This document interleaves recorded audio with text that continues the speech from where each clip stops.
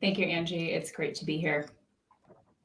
My uncle came to visit us in Florida when I was 6 months old. One morning, my mother, was talking to my uncle and he said, "Your daughter has a beautiful voice." My mother thought he was crazy. Flash forward a few years later, I was jumping up on our coffee table, belting out my favorite songs. This passion led to voice and piano competitions, musical theater productions, to majoring in music in college, singing in Italy, Hungary, the Czech Republic, and even for Pope Benedict XVI. I moved to Manhattan to pursue my master's degree in singing.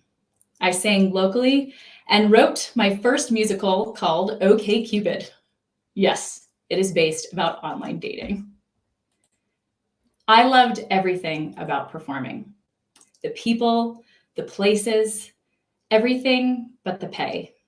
And my rent was rising. My voice teacher recommended I work at a law firm as a day job. I was organized, worked well with clients, and by 5 p.m., I was jumping into rehearsals for my musical, auditioning and gigging around the city. While I could now pay for my rent, the dream and glamour of a professional singer was starting to fade. I got an audition callback for a show where I was asked to line up on the back wall with a dozen other women, where the director pointed and said, "Yes, no, no, yes, no." I was a no. I turned my focus to my day job and my musical. I used the latest music software, the best recording devices, the best technology for OkCupid. But when I arrived to my 9 to 5, the law firm technology was behind the times. Heavily paper-based, on-prem, and no backups. So I proposed to modernize the tech. I owned the migration, the integration, and the education of all the lawyers. And this is where the start of my new passion came, helping people through the power of technology. At night, I was singing in a musical, and by day, I was speaking in a boardroom. At night, I was telling stories of love and loss, and by day, I was telling stories of data loss. At night, I was directing actors, and by day, I was directing a team. I finished writing my musical, raised money, cast it, staged it, worked with lighting engineers and sound engineers to produce my show. Seeing the culmination of my years of work all come to life on stage was a dream. And doing all of that made me realize it wasn't just performing that I loved. It was putting on a show. Today, I may not be singing on stage, but I do put on shows. At Thales, I have the privilege of working with technology partners to make our customers safer. And as a channel account manager, I educate sales associates at resellers on cybersecurity solutions. In my day-to-day, I jump up on stage in front of 50 to 200 sellers, leading technical and sales training. In this role, I'm creative and I'm filled with passion and purpose because I help companies protect their data, protect their people. It seems like every day we're hearing about a data breach. Did you know that less than a quarter of companies know where their data is? And that 52% of companies have experienced a breach at least once in their history. Now more than ever, it's important that companies are in the driver's seat of their data. And there are so many jobs out there where you can help them. From marketing to engineering to sales to channel. My way into cybersecurity was not a straight line. And yours doesn't have to be either. In my career tree, I have many branches: music, legal, operations, customer success, and channel sales. In music, I became a strong communicator, a strong presenter, but I needed money. So I worked in law.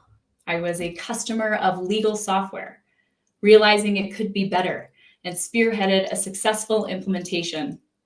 I put the success of the migration on LinkedIn, and before I knew it, someone called me to consult, and that led to a string of consulting gigs. If you follow me on LinkedIn, you'll see I'm very active. I hit a ceiling as a director of operations in law and wanted to continue to grow. So I decided to move fully into tech. And after 6 months of interviewing, I got a position with a ServiceNow partner, implementing ServiceNow for customers. I then moved into leadership, where I enjoyed growing my team and building their careers and helping our customers. I wanted to move into sales because I wanted to be at the beginning of the customer relationship instead of joining in the middle. I could set customers up for better success by meeting them at the beginning and selling them the right solutions. In channel sales, I train resellers on Thales solutions, which means I am a teacher, a presenter, a panelist, from boardrooms to big stages. I'm still performing just as I was performing as a professional musician. Only now it's to sellers and to customers. And whenever I jump up on stage, I remember the lessons I learned in music. What is my role? Who is my audience? Am I the lead in this customer meeting? Am I the supporting actor? Am I the comic relief as this customer is having a bad day? Or am I a teacher? For instance, as a supporting actor, I need to ensure not to upstage the lead role. Let them lead the questions, because if I jump in, I might undermine their credibility. Who is my audience? As an artist, I would adapt my singing, my body movement, and acting to my audience. How I perform in a small theater for an Italian-speaking audience is completely different to how I would perform in a large auditorium for American children. In tech, we must do the same. What level am I speaking to? What is their native language? Is it storage? Is it networking? Is it security? And what language are we technically speaking to? 2 inches deep, 20 feet, or 200 feet deep? Perfect practice makes perfect play. I grew up playing piano, and for my 4 other siblings, they did not like listening to me practice, because practice did not mean playing a piece from start to finish. It meant focusing on one measure, over and over, forwards, backwards, with piano pedal, without, with different accents, at different speeds. Now, instead of listening for the melodic line in a measure, I'm listening to my customers, refining their use case, and measuring how I can bring value with the best solution for their needs. I also apply this same discipline when presenting. My father once told me, if you prepare 10 minutes for a 10-minute presentation, you will present for 1 hour. But if you prepare 1 hour for a 10-minute presentation, it will be 10 minutes.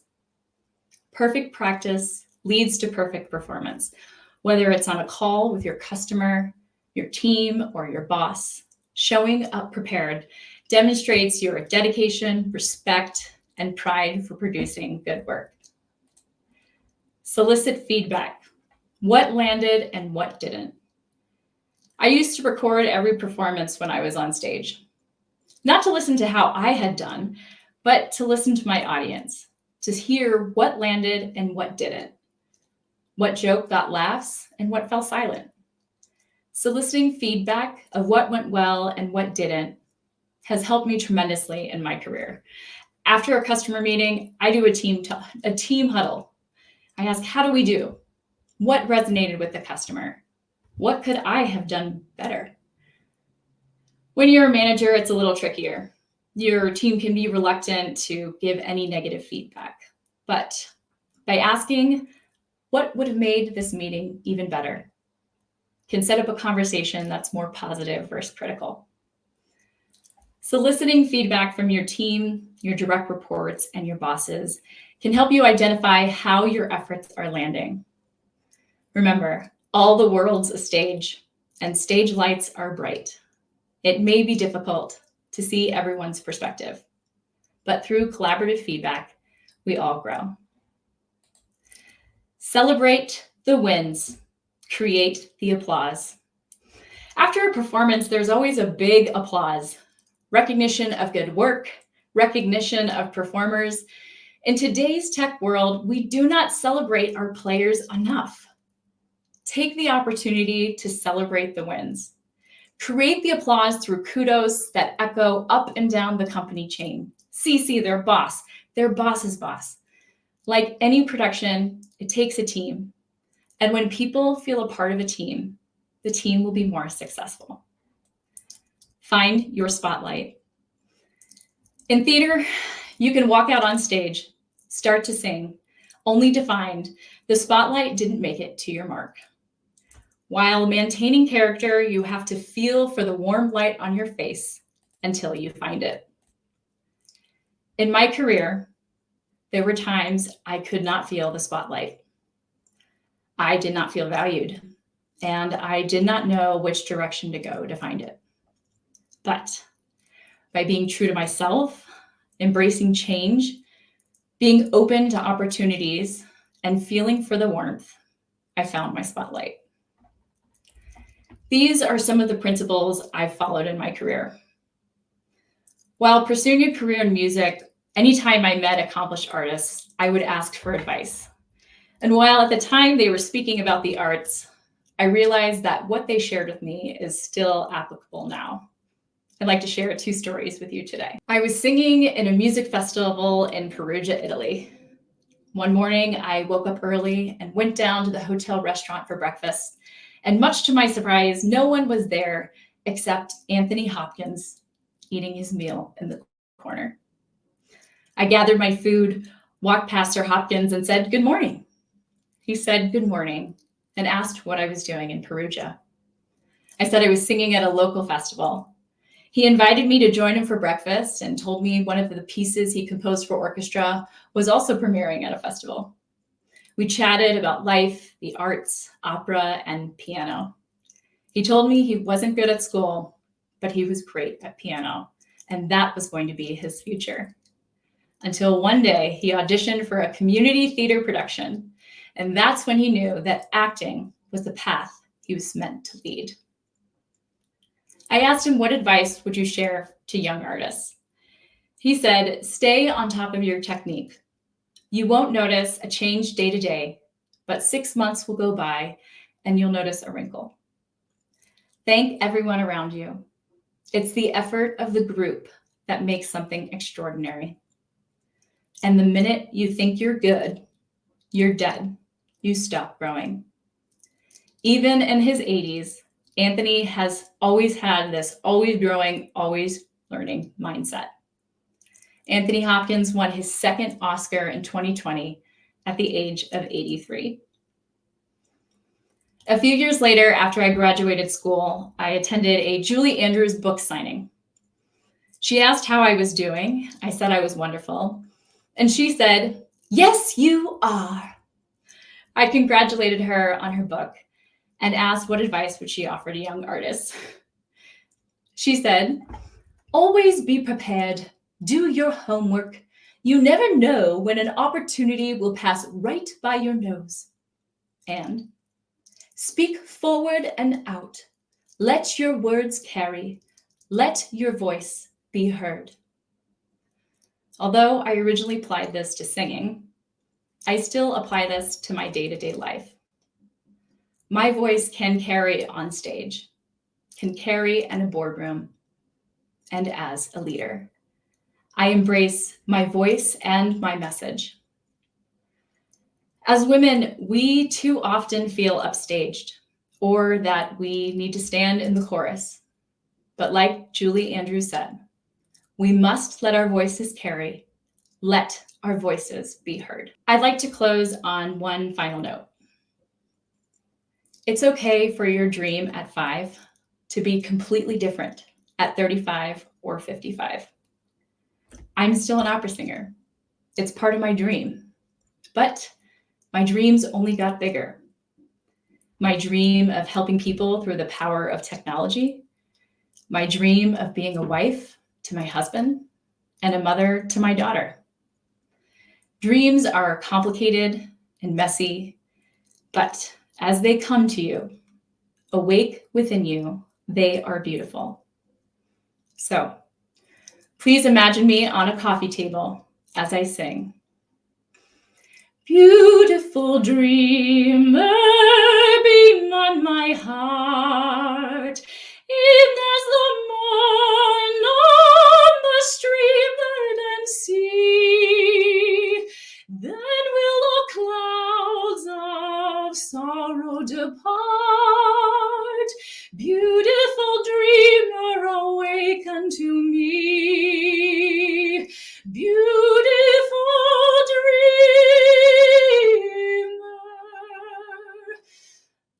awake unto me. Thank you. Oh gosh, I love all these comments. Thank you, everyone. I see some comments in the chat regarding kind of how to pivot into cybersecurity. And I'd love to offer a few pieces of advice. First and foremost, the cybersecurity industry is huge. I would say focusing in on the role that you think you'd be a good fit for is a good start. And then meeting with 5 people in that role. See what they like, what are the challenges, what are they seeing with their customers, kind of learning the language of that role. Next, I recommend reading every single day. I wake up, I read the Wall Street Journal, the New York Times, all of the tech sections to see what are some of the problems that my customers are experiencing. Why did this data breach occur? What solutions do we need to make sure that we're providing for our customers? In addition, Krebs on security is also a great thing to follow. He's an amazing journalist that focuses on cybersecurity. And then, after that, once you start interviewing and connecting, with different companies, you can see what's a really good fit for you and how you can grow in that company. Thank you so much for your talk on your career transition. And we're really excited to connect with you on LinkedIn. And now we'll be moving on to our next session. So thank you, everyone. Thank you.